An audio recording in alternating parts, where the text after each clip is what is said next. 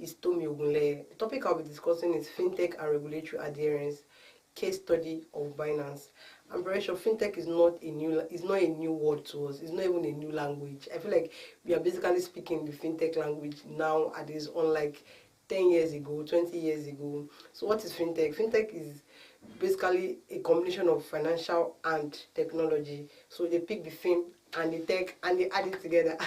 Pardon me. So fintech is a technology that is used to provide financial services of all kinds, such as online transfer payments, online lending, borrowing from peer-to-peer systems, amongst others. So we are talking about mobile banking, insurance, to cryptocurrency, and investment apps.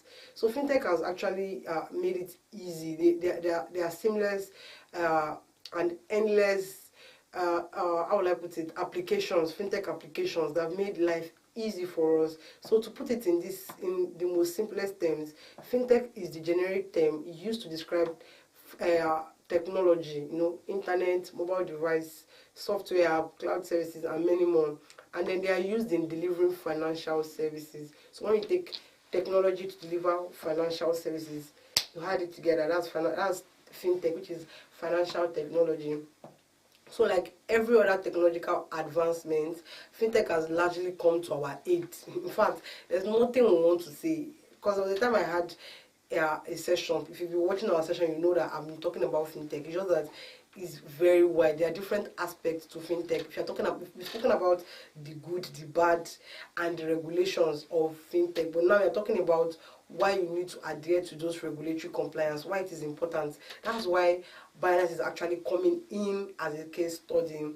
So fintech has actually come to our aid. The way banking was done years ago is one of the way banking is being done, and sometimes you don't even need to go to the bank. We have other fintech applications where we do banking. Well, in fact, Ajo, people like me, people do Ajo a lot, and then before you see those people taking card.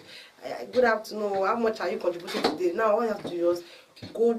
We have this Ajo app. We have this Cowrywise, Piggyvest. Just put the amount you want in there. At the end of the month, you know how much you are going to be packing.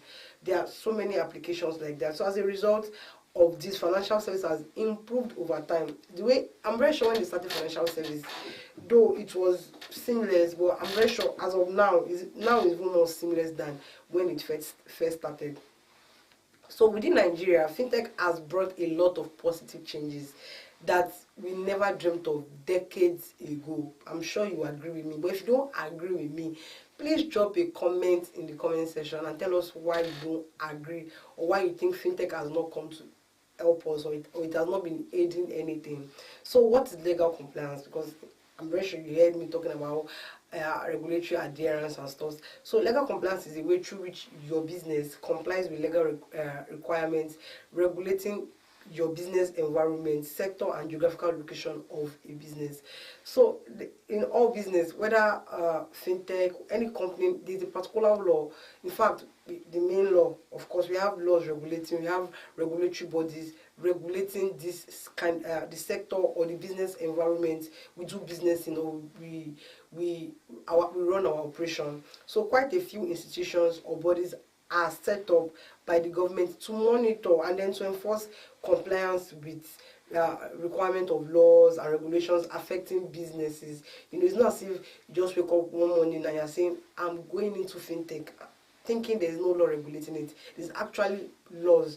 We actually have laws regulating it. We have regulatory bodies. Just the same way we have laws, we have bodies regulating. So it's not most times, never most times, legal compliance is kept in place just to protect users, and not just only users, to even protect you as a company. So I'm very sure you're wondering, why am I bringing Binance into this?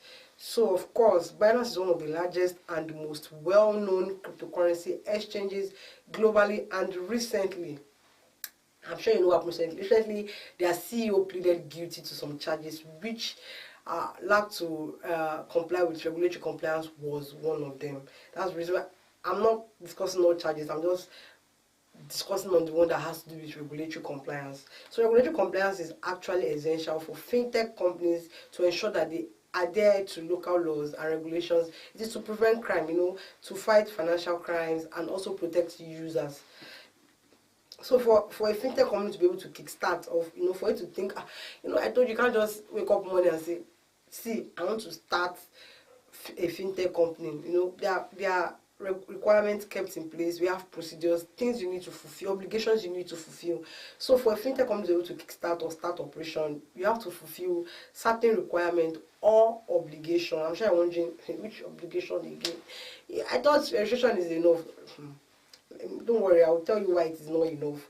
So the requirement actually goes from registration of company, which we all do for all companies, share capital, license, amongst other requirements. So the first one I'm talking about is registration. Now let's talk about registration. Most times when we want to register our business name, NGO, company, we only think CAC is the way forward. But I'll put it to you that for fintech companies, registration is actually different from what other companies do.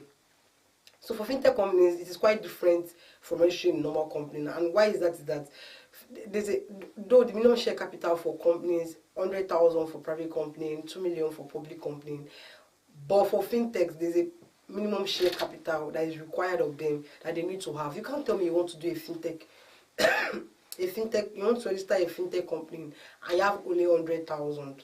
How is that possible? Like, how is that? How can you want to run a fintech company and you only have 100,000 as share capital? There's no share capital for fintech companies based on the sector you are going into. You can't think of doing PSSP, and then you can't compare the share capital for normal company, which is probably 100,000, to fintech companies. So based on the sector you want to go into, there's a minimum share capital which are actually regulated by the regulatory body. Okay, imagine you are going into online banking. It is being regulated by the CBN, and there's a required share capital you must have, and you must have it from the registration stage before going to your licensing stage, which is licensing is the number 2. So unlike other companies, fintechs, they need to seek license and approval.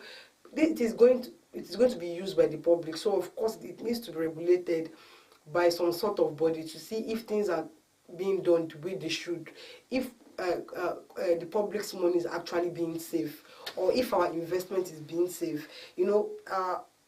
You can't tell people to want to invest in you when you have not fulfilled those criteria you are meant to fulfill, when you have not done things you need to do, or when the government is not smiling upon you, meaning that when you have not seeked the right approval. Because of course, if you don't have approval, it means government is not smiling on you. When the government is smiling on you, of course they will give you the approval. It means you've fulfilled or you've ticked those checklists on your requirement box.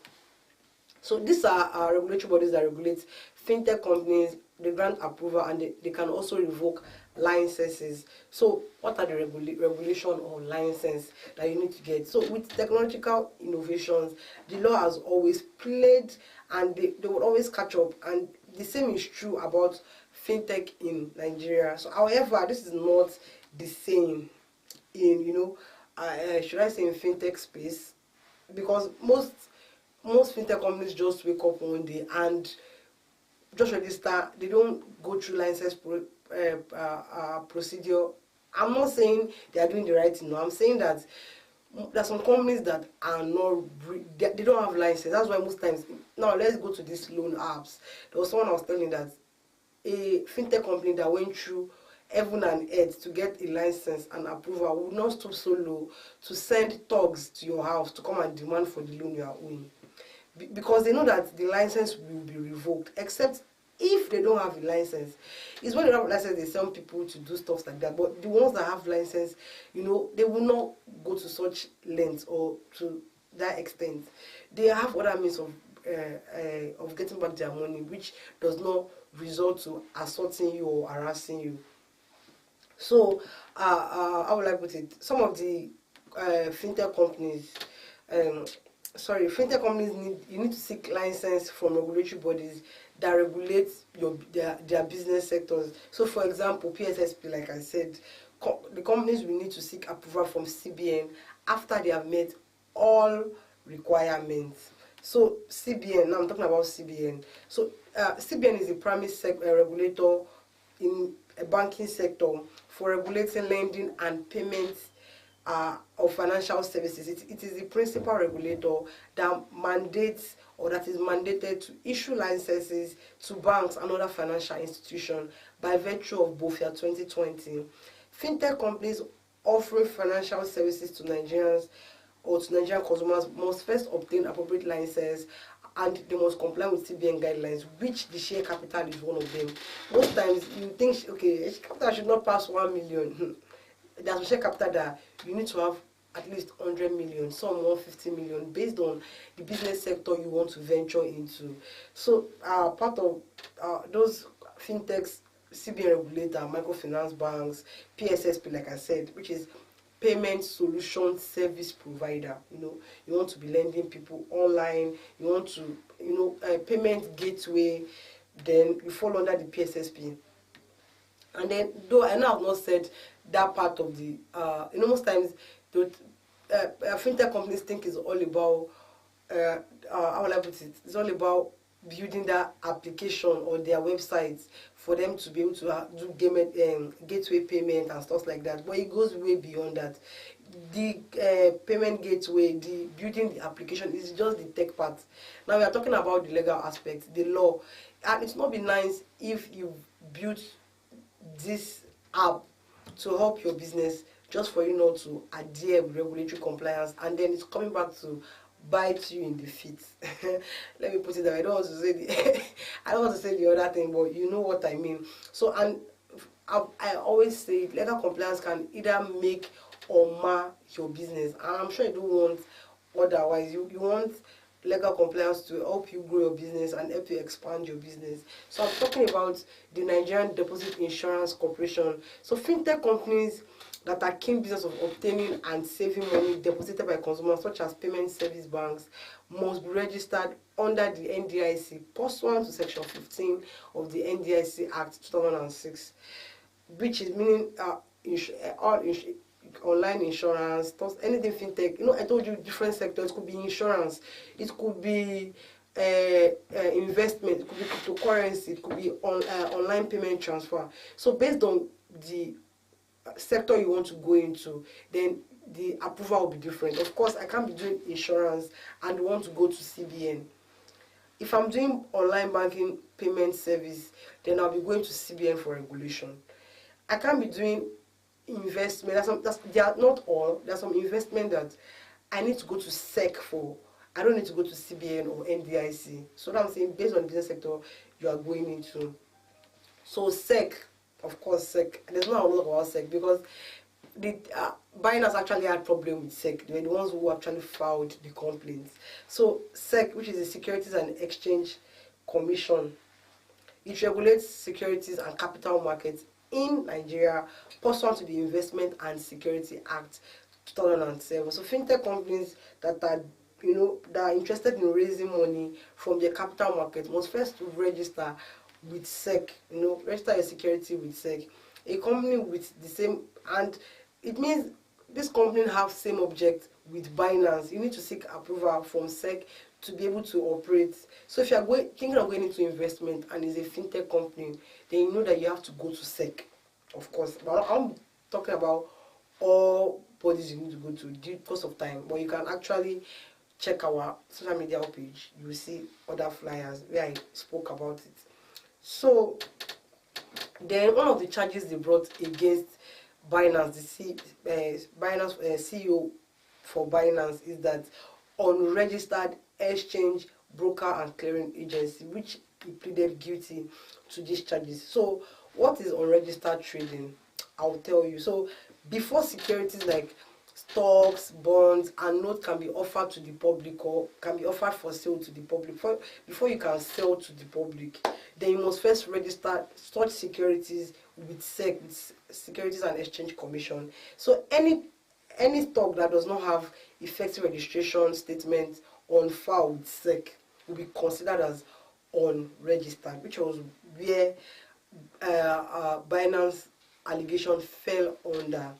So the SEC actually the complaint and they filed it to the U.S. District Court for the District of Columbia, and they alleged that since July 2017, Binance, while being controlled by Zhao, operated as exchange brokers, dealers, and clearing agencies, and they even earned close to $11.6 billion. That's a whole lot in revenue from and amongst other things. So even transaction fees, which they made, they got for transaction fees from US customers. And then SEC also laid a complaint that with respect to Binance, that they should have registered as exchange broker, broke dealer, and clearing agency, which they did not. With respect to Binance US, trading should have been registered as an exchange and as a clearing agency. Trading should have. The SEC also alleges that Zhao is liable as a control person for Binance and respective trading violations, since he's the CEO. So it was practically, he pleaded guilty. There's no how you are the CEO.